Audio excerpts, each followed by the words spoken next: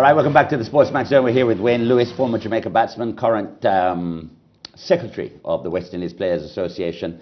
There is an AGM on February 9, but there have been no nominations to challenge for any of the existing positions in WIPA, from president to secretary to deputy president, whatever.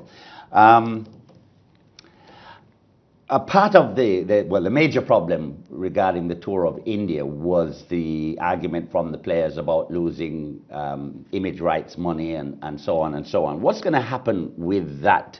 Because after meetings with Ralph Gonsalves, the Prime Minister of St. Vincent and the Grenadines, that seemed as if it was going to go back to arbitration to determine whether the players will get that money or not. What's going on there? Well, it's at arbitration. Now we have selected our Ian Smith from FICA and also Granvin Valentine from Jamaica, the union president of NWU. Is that NWU? That's work. Yeah, the NWU. He's part of our team. Right. So we have actually started negotiations there. But who are you negotiating with? Yourselves? No.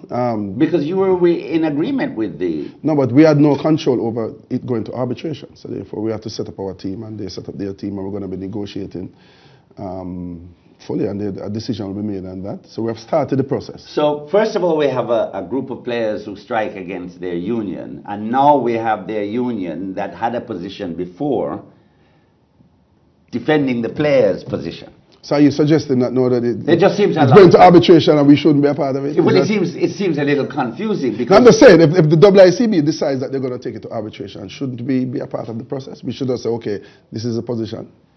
Well, if you'd probably done that properly in the first place, you wouldn't be... Oh, we didn't do it properly? Well, it would seem so. I mean, the players were not happy, and now you are going to defend the players' rights to get that 35 that you had signed away.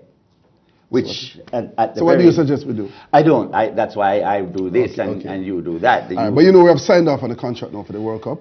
That has been settled. The contracts will be sent tomorrow for the player's signature. When you say you've signed off, you've completed negotiations. Right, completed negotiations. And the players are quite happy. So what are they happy with? What's...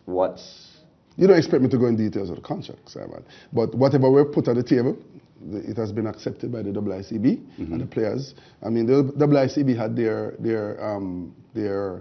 figures that they put to us as well. And we negotiated quite amicably. We sent it to the players, and they've signed off on it and said, yes, they can work with that. So they are pretty happy. Well, how does that contract relate to, say, the contracts that were offered to the players for the tour of India? Well, the $35,000 per day during cricket days, that was the problem, right? Now that has been referred to the arbitration. The players have accepted the fact that it's at arbitration. It's gone to arbitration. So it's not up for debate at the moment. They don't understand that. They didn't want it to go there. So it's not a part of this contract? No, it is not a part of it. So the players will have what? No image rights at the World Cup?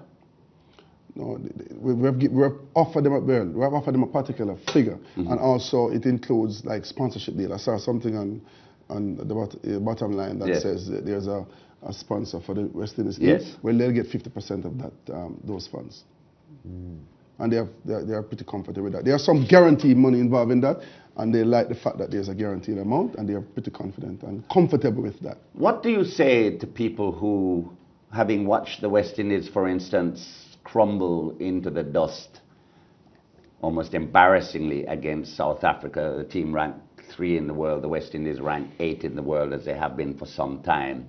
For the last 4 World Cups have not gone higher than, I think, about 6th.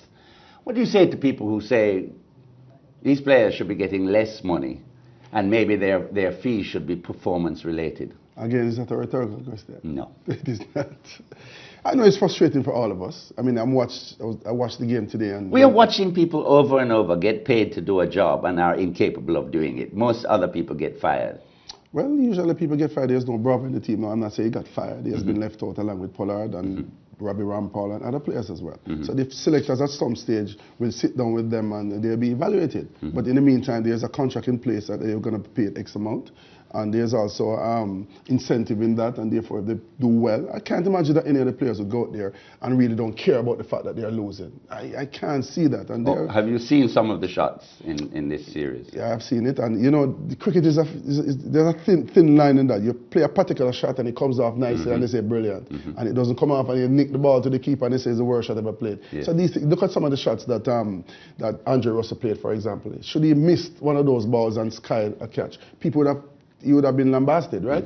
It came off nicely and people are happy. So there's this thin line that you have to kind of understand that as well. I think people would be more understanding if that thin line was a little fatter and that the shots would come off more often than not. And I won't disagree with that. And when I saw today that we were being taken to the cleaners, it really hurt me personally because I have to watch, because I have a vested interest in the way they perform, and therefore I have to answer questions. So it hurt. And we want to see that turnaround. We're just hoping that they're having their bad games now. Once the World Cup starts, we'll see an improved performance, and we're hoping for that.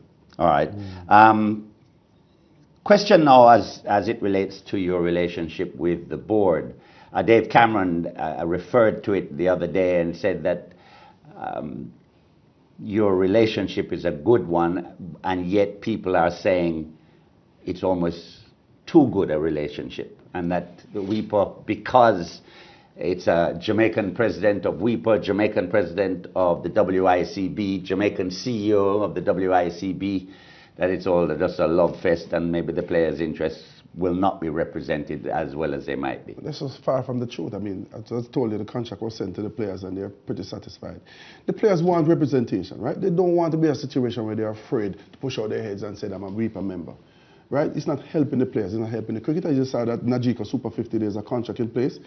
ESPN just signed a 4-year contract to carry the games and so on. That tells you that because of the relationship between the WICB and WIPA, these things are coming through. It's very important that you tell me of any other cricket association in the world where this continuous, acrimonious relationship between the Players Association. It does not happen anywhere else in the world. And therefore, we have made a concerted effort and a conscious decision that we're going to go in a different era. We've had serious problems since Dave has taken over with with WIPA.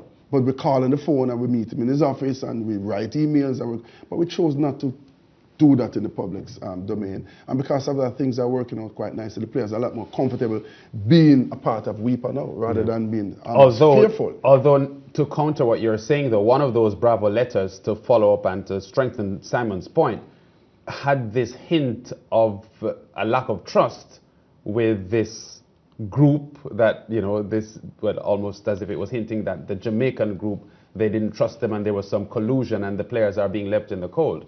So there is an issue there. I remember clearly. You notice now there's nothing. Have you seen anything coming through Bravo or saying that they want to change the leadership of WIPA? No. It has settled down. So therefore we think, and we are very suspicious and we are pretty confident that, you know, there was a foot at hand, as they say, where he was being pushed to maybe say a lot of these things. And we know that even coming up in the WIPA elections that a number of players were approached to challenge the leadership of WIPA, and they're all declined because these players are pretty confident with what we're achieving and what we're doing for them. Approached by whom?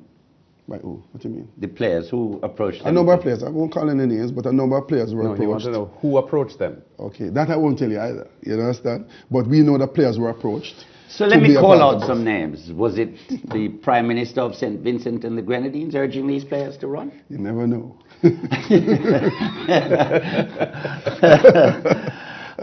Was it a former president of the WICB approaching these players? Let's put it this way.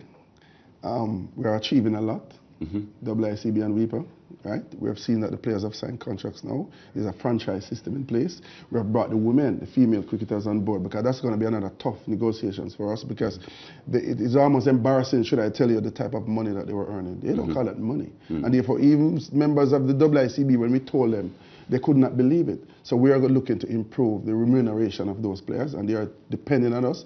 These are all the West Indies players or all the women players? All first-class women in the region. All of them, basically. I think just 1 or 2 didn't sign, and because of that, they weren't at the tournament in Dominica. So we are representing the female as well. So we are widening our membership, and we are working assiduously behind the scene to get them a better deal. And all this has to do with maybe some of the elite players releasing some of their earning power so that more players, including the women, can benefit from a more stable income? Maybe. Let me give you one example before I Yes. leave.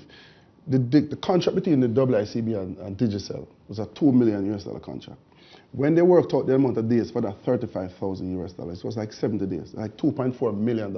So the WICB would take the $2 million from Digicel and put another $400,000 to pay the West Indian players.